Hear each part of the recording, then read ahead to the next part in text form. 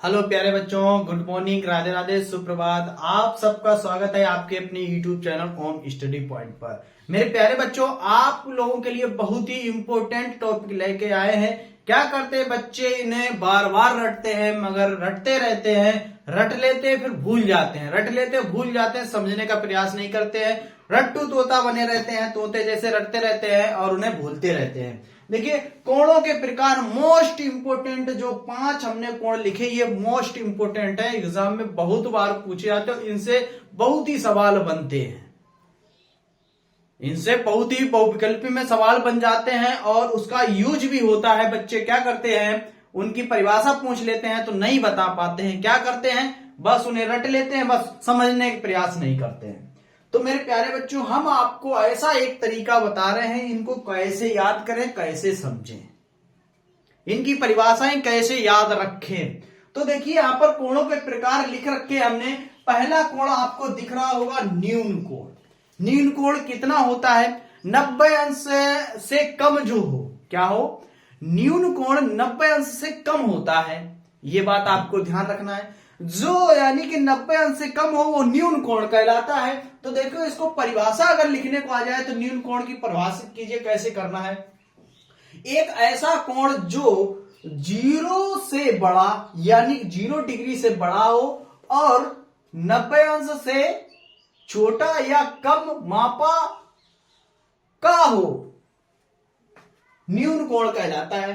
क्या है, एक ऐसा कोण जो 0 अंश से बड़ा और 90 अंश से छोटा या कम मापा का हो, न्यून कोण कहलाता है। क्लियर, जो 0 अंश से तो बड़ा हो और 90 अंश से कम हो तो न्यून कोण कहलाता है। मेरे प्यारे बच्चों, क्लियर, ऐसे आपको लिखना है, नोट कर लीजिए।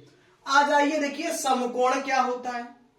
समकोण क्या होता है, एक कोण जिसकी माप 90 अंश होती है समकोण कहलाता है। ये तो बहुत आसान सिंपल है।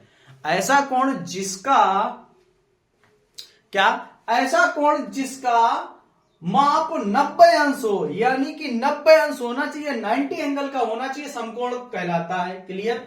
आ जाइए अधिक कोण। इसको कैसे याद रखें मेरे प्यारे बच्चों, अधिक कोण, क्या, ये अधिक कोण है।